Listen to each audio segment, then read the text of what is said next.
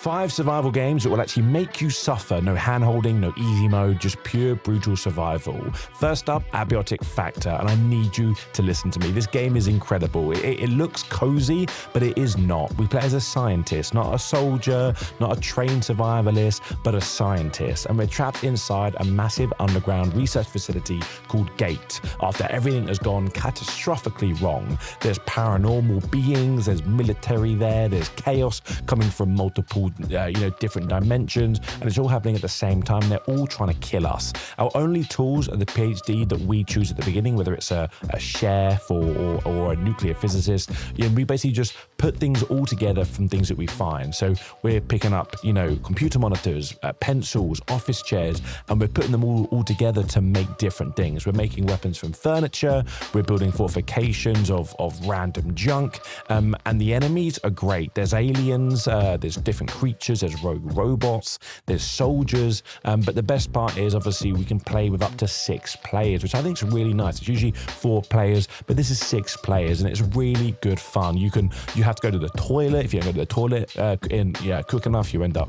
soiling your pants, but the entire game is kind of like a 93 Half-Life aesthetic, and the atmosphere in this game is incredible. There's portals to explore, full skill trees that are tied to our PhD choice that we chose at the beginning, and the crafting system is really, really rewarding. PC Gamer called it one of the greatest survival crafting games ever made, and they are not wrong. It's sitting at overwhelmingly positive on Steam. It fully launched in July 2025, and if you haven't played it yet, you need to fix that. This next game is one of the hardest games I've ever played, Greenhell. And if you thought Abiotic Factor, if you've played it, is a 9 out of 10 on the challenge scale, this one is a solid 12. We play as Jake Higgins, an anthropologist who has been separated from his wife deep in the Amazon rainforest. She's missing, you're alone, and the jungle wants you dead in about 47 different ways. What makes Greenhell generally difficult is that it uses real survival techniques, and it punishes us for getting them wrong.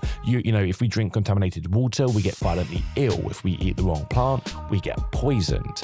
If you get into a fight, you're dealing with actual injuries, cuts, broken bones, infections that will require kind of improvised on-the-go field surgery.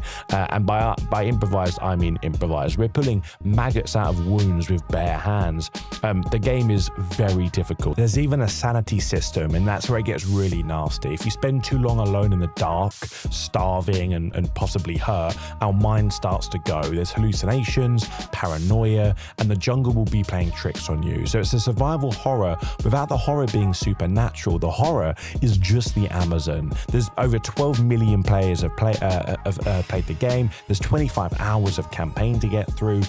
There's a lot for you to do, but I will tell you now, it is very hard. It's developed by Creepy Jar. It's sitting at 85% positive on Steam, and it does deserve every one of them. If you're into survival games and you haven't played 7 Days to Die, which is my next one, I generally don't know what to tell you. This is, in my opinion, the game that defined the genre. Over 20 million copies sold, 10 years in development. They finally launched it in 2024, and it's still the king. I actually backed this on Kickstarter about 11 or however many years ago, and I had so much hope in it, and the premise is simple. Every 7 days, a blood moon horde of zombies descends onto your position and basically tears everything apart to get to you. It's kind of like Minecraft and zombies on horde levels. The building requires physics. Things need to be built up and propped up, otherwise they will just fall down. But every single day, we're kind of fighting hordes. We're racing against the clock. We're scavenging. We're crafting. We're fortifying. We're building. Because obviously, night 7 is coming right round the corner. It doesn't matter where we are on the map, how prepared we are. It is incredibly deadly. The open world is massive. There's up to 100 square kilometers across 5 unique biomes. There's nearly 60 unique zombie types, including special infected, that completely change how you'll need to approach defending. There's vehicle crafting, there's hunting, there's farming, there's mining, there's co-op with friends. They allow up to 8-player servers. There is multiplayer with more people, and that is not fun for me. The survival sandbox is kind of what has me as well. And there is a map generator, so you can just play different maps all the time. But I do like the kind of the pre-shipped map, for lack of better words. But obviously, what makes this actually challenging is the progression of the hordes. Night 1 is pretty easy, it's pretty normal. Night 7 though is obviously where it gets a bit harder, but it's still survivable with a bit of effort. But night 14 starts getting scarier, and so on and so on. So we get new traps, we get new items, but it just gets harder. And the Fun Pimps have recently partnered with Behavior Interactive, so you know there's going to be some more content coming. If you want a survival game though with real consequence, this next game is for you. Barotrauma. This one is a different kind of hard, and honestly might be the most uniquely terrifying game on this list. We're a crew member on a submarine navigating the frozen oceans beneath the surface of Europa, which is one of Jupiter's moons. The pressure is crushing, the creatures in the water are huge, and our submarine is held together by the collective competence of everyone on board. And if you've ever played with people online, you'd already know that's going to be a problem. It's a 2D co-op survival horror simulator. Someone drives, someone manages the reactor, someone fixes the hull when it starts flooding, someone starts using the guns when these sea creatures come hurtling towards us. And it really is a huge catastrophe. And obviously everyone who's playing these multiplayer games has friends, and they know how these things could spiral out of control insanely quickly.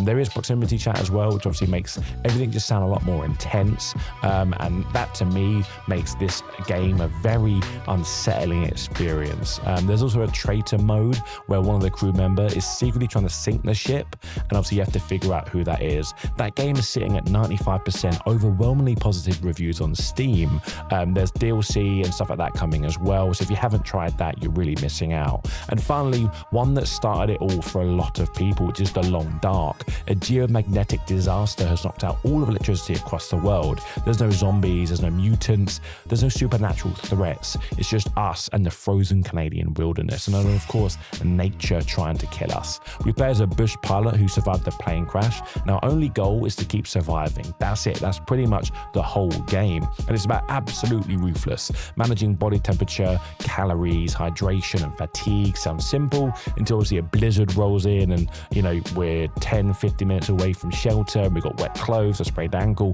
wolves are chasing us. It's a really intense game. I really enjoy it. Every decision in this game does have weight, because obviously when you die, your save is deleted permanently. There's no second chances. You have to, everyone is a kind of a new story. There's 4 different difficulty modes that you can choose from, but obviously you're going to be pretty experienced. You're going to be handling the harder one. It's actually a very difficult game. That's what this video is all about. 5 hard games that are really difficult, and this obviously does not hold back as well. Wired magazine called it the pinnacle of the genre, and whilst I do like it, I do think 7 Days to Die holds that. The Long Dark 2 is also coming out later this year, so if you did want to get into it, that's what I'd recommend. So there you go, 5 survival games that will make you actually work for it. Abiotic Factor if you want to survive as a scientist, Greenhell if you want to hate life, 7 Days to Die if you want, in my opinion, one of the best zombie survival experiences of all time, Barotrauma if you want to lose friends over a submarine, and The Long Dark if you want pure, unforgiving wilderness survival at its finest. All the Steam links are in the description below. Subscribe, we cover the best games every single week, and drop a comment and let me know which one you've played or which ones you haven't played. Until the next video, I'll see you later.